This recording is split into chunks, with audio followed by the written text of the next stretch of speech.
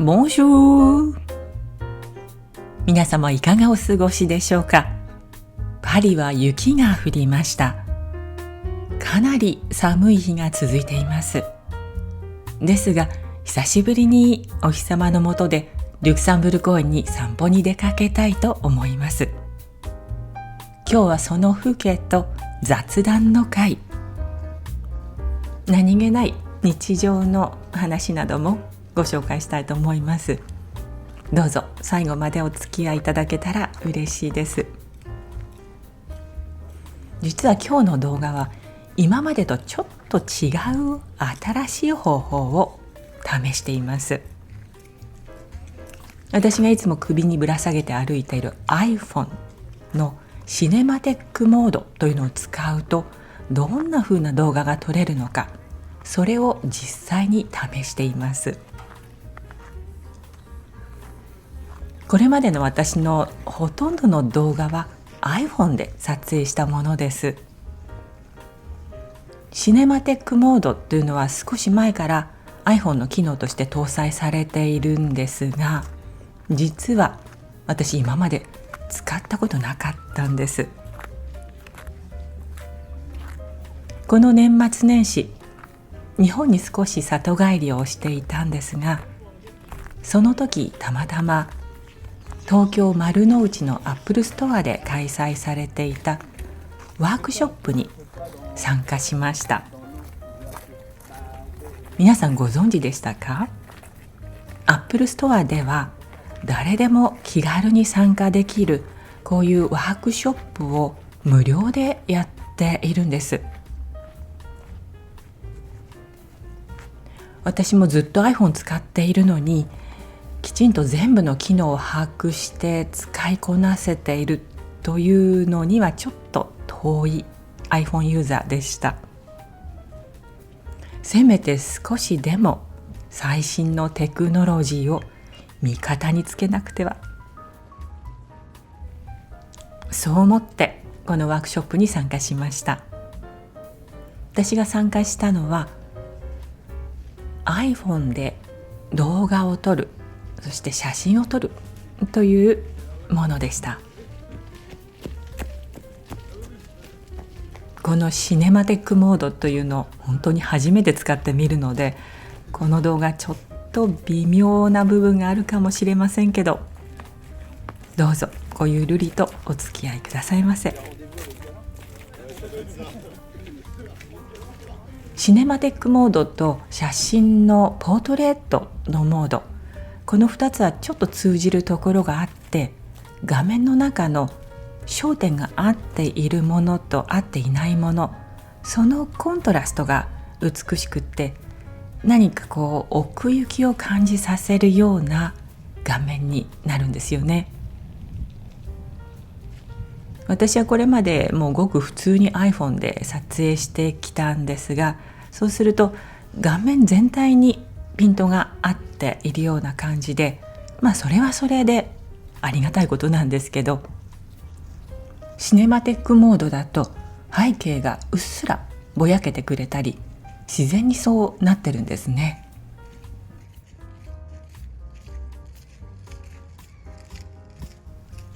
被写界深度っていうんでしょうか、カメラで使う用語ですけど、その機能が iPhone にもちゃんと備わっていて、こちらが何か凝った操作をしなくてもその効果が自然に発揮されるっていう感じのようです。どうです？皆さんご覧になっていて、その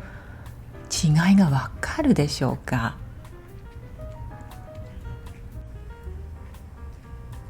さて、このパリの雪、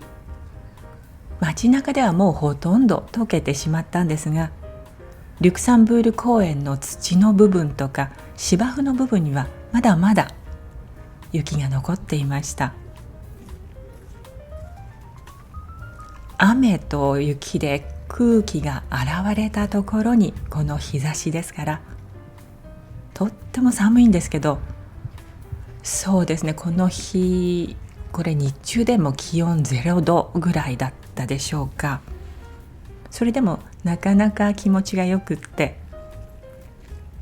外でお昼を食べている人もちらほらと見られました。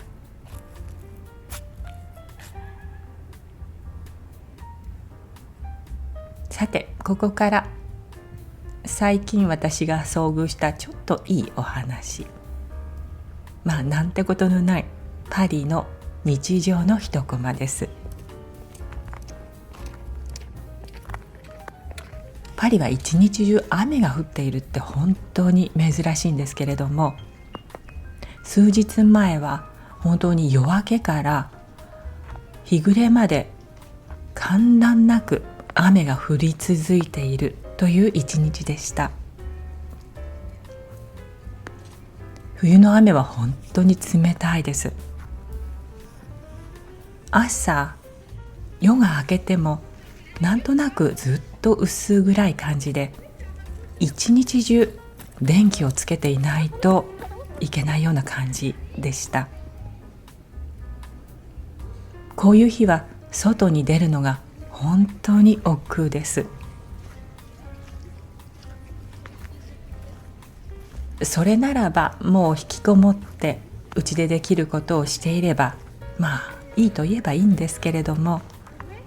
私は一つ小包を郵便局に出しに行きたいなと思っていました。けれどもなかなか外に出られないでぐずぐずしているうちに、もう夕方が近くなってきていました。それではいけないと雨の中を郵便局に向かいました。といっても家から歩いて 1,2 分のところにちっちゃな郵便局があるんですけどね、その扉を開けて中に入ると、しまったと私は思いました。やっぱり午後の遅めの時間は郵便局が混むんですよね。私の前にもう数人の人が待っていて、その空間がなんとなくいっぱいいっぱいな感じがしました。パリでは最近郵便局に窓口カウンターみたいなものがなくて、オープンスペースのようになっています。はがきや封書を簡単に送るだけならば、ずらりと並んだタッチパネルのマシンを自分で操作すれば、もう簡単に切手が出てきて、それを貼れば投函できるということなんですけれども、その日は私は小包を送ろうとしていたので、郵便局で梱包に適当なパッケージも調達しようと思っていました。そうなるとどうしても係員の人にお世話にならなくてはいけません。なので私も待っている人たちの後ろにつきました。係員の男性は2人なんですが、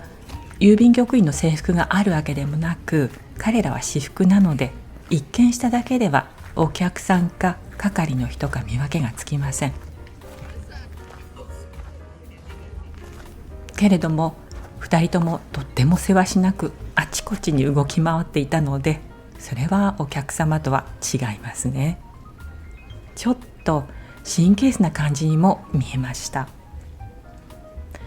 この感じは大変だろうな、ストレスがたまるだろうなと思いましたし、時間がかかりそうと思ったので、これは出直した方がいいのかな。でもここまで来たことだし、ここで出直してももったいないと思って、私もそこに突っ立ったまま動けずにいました。ようやく私の前のマドモアゼルの番が回ってきて、段ボール大小さまざまな大きさの5つぐらい袋から取り出していました。それを私たちの胸の高さぐらいの小さな丸テーブルの上に重ねておきました。段ボールにはところどころ水滴がついています。するとそこにやってきた係の男性は一つ一つ段ボールをチェックしながら床に重ねて処理して、それをズズズッと引きずって集荷袋の方に持っていきました。なんともアバウトな感じですよね。さすがパリという感じ。さて、いよいよ私の番。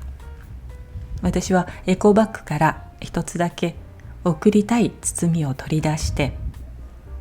係員の男性の目の前に差し出しました。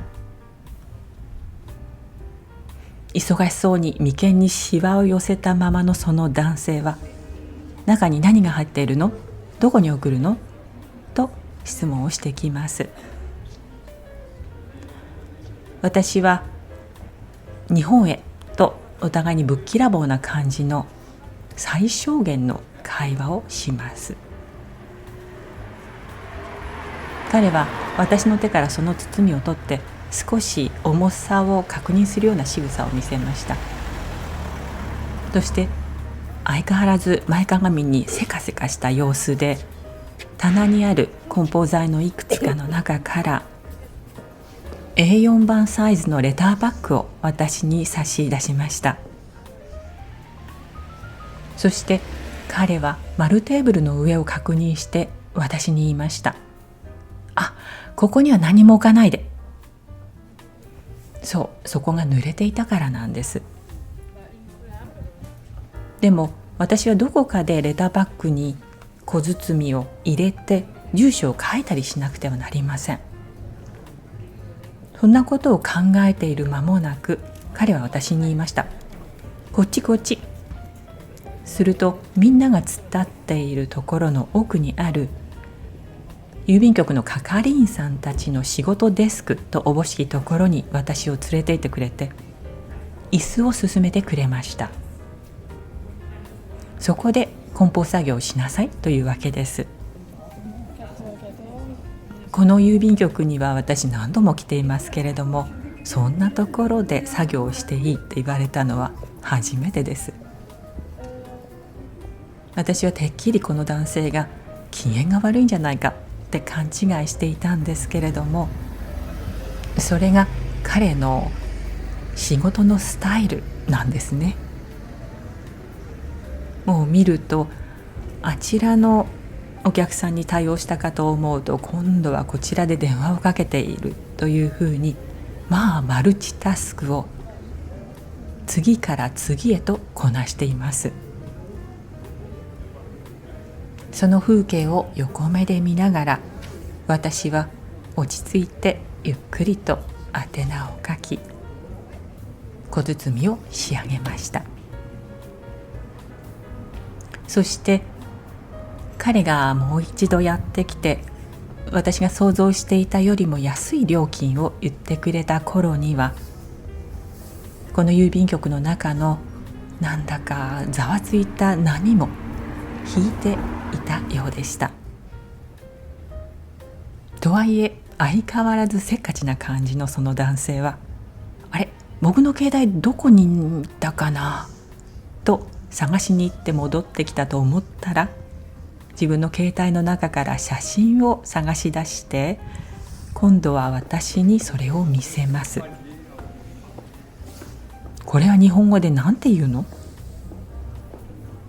あ、猫と私。するともう一人の係の男性が、この人の家にはね、猫が12匹もいるんだよと言うではないですか。パリの住まいで猫12匹というのはちょっと珍しいというか、どうやら彼はパリの郊外の一軒家に住んでいるようで、いくつかスクロールして見せてくれた写真の中には、猫と一緒の風景がたくさん収めてありました。週末にはね、僕ちょっと日本食っぽいものを作るんだけど、マグロをいつも買うんだよ。自分も食べるけど、それはね、この猫にも食べさせるんだ。なんだか喜々として猫談義になりました。こういう時本当に私は思います。最近のパリの人たち本当に日本が好きだなって。ボンジュールは日本語で何て言うんだっけとか、そういうやりとり私何度繰り返したか分かりません。でもなんだか本当にありがたいことだなって日本人としてちょっと誇りを持ってるような気持ちになります。さすがに私その郵便局の奥の席にずっと座ってるわけにもいきませんので、おいとまして郵便局を出ようとしました。すると2人の郵便局員の男性は口々にありがとう、メルシーと笑顔で繰り返します。その場に居合わせたお客さんたちの顔も思わず笑顔になります。こういう時フランスってすごくヒューマンなところだなって思います。扉を開けて薄暗い雨の午後にまた私は出て行くのですが、入ってきた時とは全く違う気分になっていたのでした。となんてことない雑談に最後までお付き合いくださいましてありがとうございました。ではまた次回お会いいたしましょう。アビアント。